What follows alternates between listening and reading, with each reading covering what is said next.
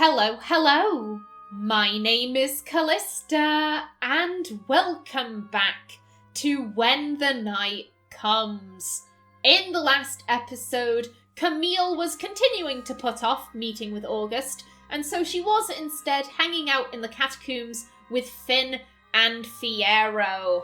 Now then, where were we? Let me start my timer. There we go. Yes, we were talking about Harry. Harry still hasn't shown up. After all of this time, he's still MIA, and everyone's kind of wondering, well, will he come back? What happens if he doesn't? And what will Camille do when he does show up? If he ever decides to again. If I was him, I'd have left town the second the first body turned cold. Fiyero continues to watch me, his stare unwavering. Well, the sooner the better. I'd quite like all of this to be over. Indeed. Finn nudges him with his elbow, and Fiyero barely shifts, holding himself like some ancient statue, an almost unnerving stillness. Tell her what you saw in the dungeons before you were rescued. There was a lot of commotion down there the night you killed the creature. They were unorganized, clearly distressed. I watched carefully, and I saw something strange. A hunter, or what was once a hunter. Now I'm not so sure. Oh, shit. That has to be Aya. The one we killed was Azazel, which means that has to be Aya. Oh, God, poor Piper. I pale at the thought, remembering the way the creature looked at me as it lunged, teeth bared, and the way that my body told me I was fighting one of my own before I ended its life. His life. It was female, of that much I'm certain. She was wailing all night after they shoved her back into one of the cells. They must have been in a rush because they weren't as cautious in hiding her as they had been before. She's more whole than the other one, but whatever they've done to her, she's too far gone, driven mad, feral even. I've never felt anything quite like it. An impossible flurry of pain and confusion, but mostly anger. Yeah. Harry's perfecting his formula. The first one with Azazel, again, assuming that Azazel was the first, and there weren't more potions that just straight up killed the hunter. Azazel completely failed. It turned him into a horrific monster. Aya's more human, but as Fiyero says, she's feral. Harry must think he's perfected it. He must think that. Oh, God. Harry, why? Harry, no. Why isn't it Steve the baker? Aya. No. Finn steps forward, seeing the way my eyes widen and my hands begin to shake. God, this is taking such a toll on Camille. God damn. I can't face another. Camille. I look at Finn, noting his concern over the way my heart lurches in my chest. I nod at him, exhaling a sharp breath to refocus. You're sure? The quiet vampire nods, his lips pursed into something that looks like an attempt at a grimace. I am certain, and I am also sorry. It's fine, it's expected, actually, just hurts to hear, to have it confirmed. I nod. We will not let you face it alone. You will never be alone. Fiyero shares a look with Finn before nodding his agreement. For a minute then I was Fiero shares a look with Finn, mentally saying, "Bitch, you're on your own there. I don't need to be involved with this."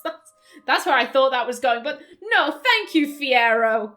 Thank you for helping out a random stranger, but good for you, dude. I will leave you now. Thank you, Fiero. He offers us a stiff bow as Finn pushes open the door to his quarters, making a beeline for the... carafe? Carafe? I'm gonna go with carafe. I don't know what... I'm tempted to... The glass of scotch.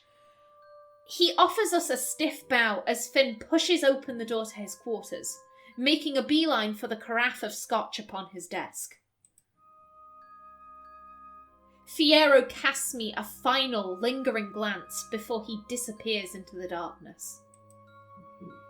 I can't help but feel like he sensed something in me that he didn't like. Yeah, that's your uncertainty, Camille. He doesn't like the fact that you don't know what you're doing. But whatever it was, I'm unsure. I close the door to his quarters, finding him sitting upon his bed, 2 glasses of his favourite poison clutched in his hands. Would you like one? Looks like you could... Would you like one? Looks like you could use it. Yes, please. Yes, please. I pry the crystal tumbler from his grip, nodding my thanks as I bring it to my lips. It's delicious, refreshing, and has just the right amount of burn as it slides down my throat that I almost forget my troubles for a blissful moment. Thank you. He raises his glass towards me before he takes a sip of his own, humming his approval. I miss being drunk, you know. Just the peace it used to bring me. Which wasn't necessarily a good thing, but oh, did I have my fun. His laugh is wistful, and I wonder how long a vampire lives before they begin to forget their human days. I daren't ask him, for I don't want to sour the mood, but one day, maybe. Surely there are ways for you to become inebriated, even if it's not quite the same? Finn shrugs. Sure, there is. There are many ways, actually, but the buzz wears off before you can really even enjoy it. Besides, there are other ways to find pleasure. And I'm somehow sure you've explored them all. I laugh at the way he waggles his brows, his pointed ears twitching alongside them. As he watches me, his smile fades, his dark brows drawn together. Camille, I can't help but notice. Something plagues you. Yeah, it does. He smirks when I raise a single brow, almost accusingly, as if it isn't obvious what plagues me. I mean, would you like to discuss it? I shrug, as if the things that bother me aren't completely earth-shattering. There's so much riding on me, on the decisions I make. I never expected to carry such a burden in coming here. You shouldn't have to. It isn't fair, what you've had to endure. But you were the strongest and most capable hunter I've ever had the pleasure of knowing. And I have known many in my time. I'm gonna tell Piper you said that. He smiles, tilting his head. Lunaris is lucky to have you on its side. He drops his gaze to his lap, his brow twitching into a frown. Now, tell me, what do you intend to say to dear Harold when you finally face him? His eyes search my face as if looking for answers I don't know how to give, or don't want to give. I'll confront him. I want to understand. No, I feel like a bit of a broken record here. we want to understand, but we also want to confront. Given that I've gone, if I remember correctly, confront, sympathize. Oh no, this is the tiebreaker. We confronted with Piper, we sympathized with Omen, confronted with Alcar, sympathized with Ezra. Yeah, shit, this is the tiebreaker. Oh, I don't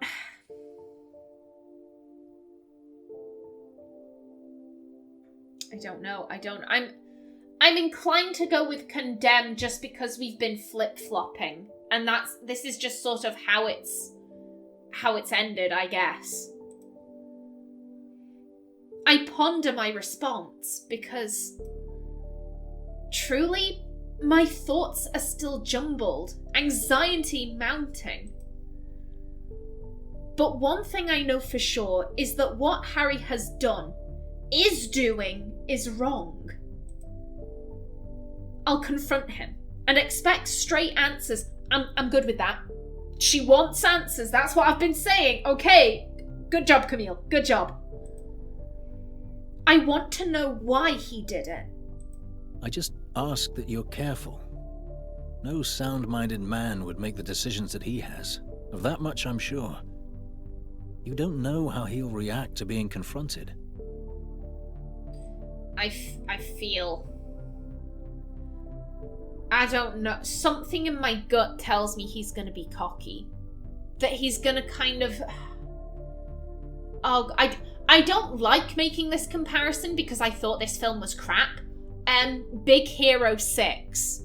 I can't even remember what the twist villain's name was, but there was a scene where the boy... I can't remember what any of their names were, but the boy was like, oh, my brother thought you were amazing. He ran back in the building for you. And the teacher goes, well, that was his mistake. And like, I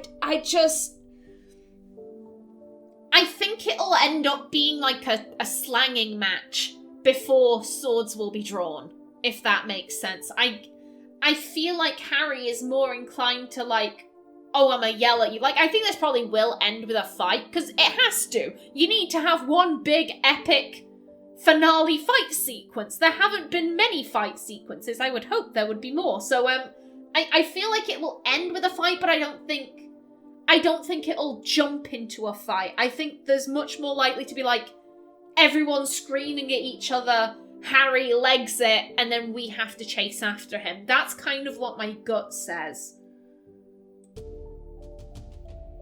He's right, and somehow that thought hadn't crossed my mind. But Harry cares for August deeply, and they will be by my side.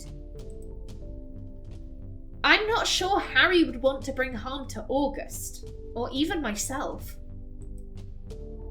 Finn looks at me like I've gone mad. He's directly responsible for the death of his husband. You and August are just collateral damage at this point. He killed Levi, and that seemed like an impossible feat to me for a very long time, centuries even. He's strong. August being collateral damage, I can agree with, but not Camille. Harry asked Camille here for a reason, and it's because he thinks he's perfected his formula. Camille is the ultimate vessel, whatever you want to call her. He needs her. He needs her for his experiments, because if he kills her, James died for no reason. If Camille drinks the potion and it's successful, then James's death will have had purpose. Harry isn't going to risk harming Camille. He had James to help him, didn't he? Finn scoffs, and I can tell his frustration is mounting. You've seen his face and that pretty scar? He fought Leviathan Casimir, and he lives to tell the tale. And my sire? He's Ash. I spent centuries terrified of him, watching him terrorize whole countries just for fun. I stare at him, at the strange way he almost vibrates. Is it fear? Maybe? something long ingrained in him after the hell his sire put him through, that the mere thought of the man has him shaken like this? Harold Addington put him down in one night with the same ease in which he puts his boots on in the morning. I suppose I should go then. I don't exactly sound convincing. In fact, I think I'd be quite happy to stay down here and hide away from my responsibilities for a little longer. But I must be responsible, unfortunately. Finn shifts to stand, running a hand through his hair, rubbing at his chin. He's twitchy tonight, showing more signs of humanity than I'm used to from him. I know I said it already, but be careful. I smile at him, reaching for the handle of the door. I've fought much bigger, much scarier things than Harold Addington. As the words leave my mouth, I feel a terrible dread. I don't know why I'm having so many tongue fumbles. I do apologise. As the words leave my mouth, I feel a terrible dread washing over me, and Finn notices. Never underestimate your foe, especially when they have nothing to lose. Here's the thing, until Camille is dead, Harry does have something to lose. I am adamant about that. Harry, I feel like he must be banking on Camille. You know, like, until Camille, either she has to die or she has to really make it clear, no, I will never drink the potion. I will never do what you say. Like, no, like, I'm really going to hammer this home. No, I don't care. I'm going to burn your research notes. I'm going to trash your lab. I'm going to do all of this shit until Harry gets it through his head that Camille will not be his next monster. Harry has something to lose, and I feel like we can use that. Farewell, Hunter.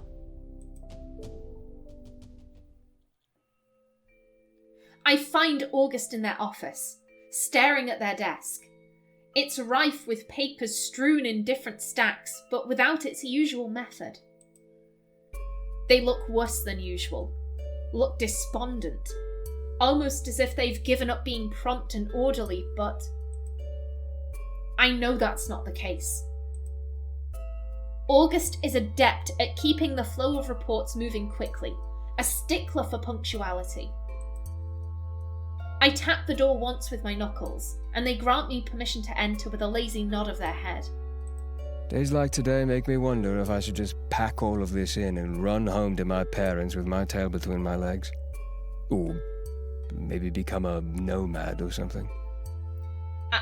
I mean, I think Camille would be okay with becoming a nomad. You know, y'all could just wander Lunaris, going wherever the wind takes you. That doesn't sound so bad. I know that's not true, but the defeat in their tone makes me think they've been like this for some time. I don't think the nomad lifestyle is quite for you, August.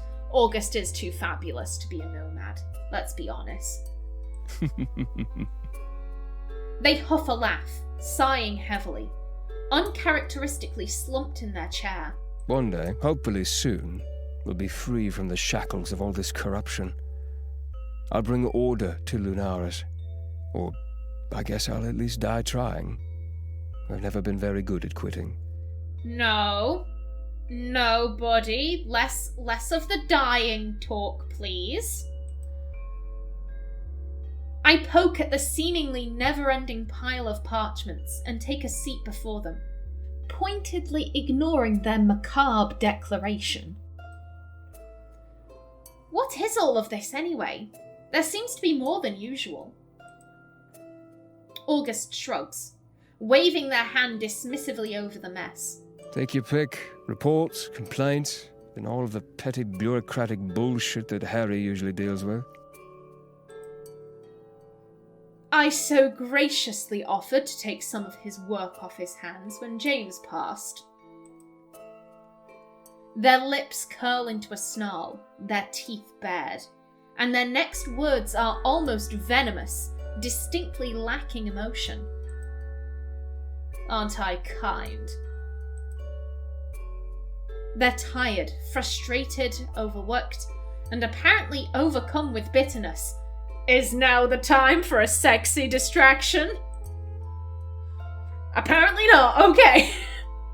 In one way, I'm grateful. Seeing them upset and so downtrodden over Harry, I hated it, but this mood doesn't suit them. I truly long for a day where I see them well rested and appreciated. That day will not come until all of this is over, and I'll be damned if I'm going to sit back and watch the person I love martyr themselves. Stop it with that look. Never. I huff an incredulous laugh, genuinely wondering exactly what way I'm looking that offends them so. Care to elaborate? August clears their throat, clearly at war with their thoughts as they push away from their desk and avert their gaze from my curious eyes. They run their fingers over the spines of the spellbooks upon their shelves, and I feel compelled to go to them as I always do. I see a grin spread instantly across their face as I press close, urging them to look at me with a gentle hand upon their chin. August, don't be coy. Tell me. Gone is the fierceness they just exuded, and it's replaced by that perfect vulnerability that I've come to adore.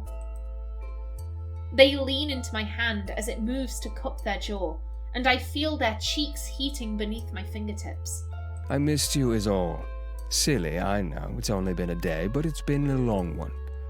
You seem to be the only thing that can possibly combat my sour moods these days. Oh. Their smile is lopsided, exhaustion clouding their features. I try to contain my smile, but my affection for August overwhelms me. And what did you do before I came along? Let it linger, of course. They lean closer, their bottom lip tugged invitingly between their teeth, looking at me like I'm the very thing that could quench an insatiable thirst. Such power you hold over me, making me feel this way. Okay. I'm calm. I'm fine. They stop themselves, lashes dipping shyly when I step closer, and they plant a firm palm against my chest. Though they put little pressure on me, still letting me move in. We shouldn't. We should! Yes! We shouldn't, but my craving for August overrules any rational thought. Just a kiss, then. You look like you need one. They exhale, leaning back against the bookcase, my body pinning them in place as they drag their palm down my chest, settling it upon my waist. Just a kiss. August makes a whining noise, low in their throat when our lips meet, their hands trembling as they fight to hold themselves upright. So beautiful is their vulnerability in moments like this, that I almost forget why I'm here, constantly losing myself to their raw affection. As it always does, our kiss turns urgent, an almost desperate edge to it. I could kiss their perfect lips for hours, feeling the warmth and acceptance that fills them spilling over into me, making me feel... August. Their eyes are still closed when I pull away, but slowly they open, black with the barest hint of a vivid violet rim. My self-control surprises even me. Right. We part, and August runs their hands over the front of their tunic, straightening their sash. They took a fallen lock of hair behind their ear and make for their desk. I watched them carefully. Again, I apologise. I watched them carefully. Our intimacy has obviously afforded them some minor form of relief, their posture noticeably more relaxed. But I just want to know you're going to be okay. You're working yourself to the bone. Another dismissive wave of their hand, and I gather I'm not going to get much more than that out of them. I will be fine, Camille. I have to be, don't I? I watch as they pinch the bridge of their nose, their weak argument not all that convincing. A quiet knock at the door grabs our attention, and a timid junior pokes their head around the frame, awkwardly raising their hand at August. General Willenheim? They raise their brow at him. Oh, excuse me, that's... Fuck it, it's a guy with a very high-pitched voice. Don't judge him. They raise their brow at him, their impatience clear. What? You asked me to let you know when the Lieutenant General returned? Well, he's in his office. I just saw... Oh, no. Shit's about to go down. Thank you, Recruit. You can go now, and do not tell anyone what I asked of you. I see the heavy bob of their throat, and the flush that paints their cheeks as August quickly moves to stand, and with a nod, the boy scurries away. August and I share a look, and I wonder if they're thinking the same as me, that we're not ready. Or that we don't want this, scared of what we'll learn and that it'll all become real at long last. August places a trembling hand upon my arm, their eyes wide and bright, and when they speak, there's a sort of manic edge to their words, their voice. Oh, sweetheart! Sweetheart, no, they're crying! Oh, God! I need to know how you feel about all of this before... I need to know because I cannot make up my mind. Don't, please, don't! Don't ask, because I have no idea either. They tighten their grip on me, and for the first time since I've known them, August Willenheim looks scared. I feel something thick in the air, a kinetic shift, an almost suffocating buzz. August, breathe. They exhale sharply, and their aura is distinctly panicked. I place my hand over theirs and feel a shock as our skin meets, but my touch calms them enough for the air to clear, so I relent and don't pull away. I then press my other hand to their cheek and they lean into it, letting me ground them. Look into my eyes, focus on me. They nod, inhaling, exhaling, repeat. It's okay. It's going to be okay. No, it's not. It's not. They shake me off, pacing, angry tears trailing their cheeks. Everything I worked for, everything I've ever stood for. I saw him as my mentor, a man who raised me with a kindness my father would never even dream of showing me. Was I so blinded by that affection that I didn't see the evil in him? Oh God, Oh no! I feel awful.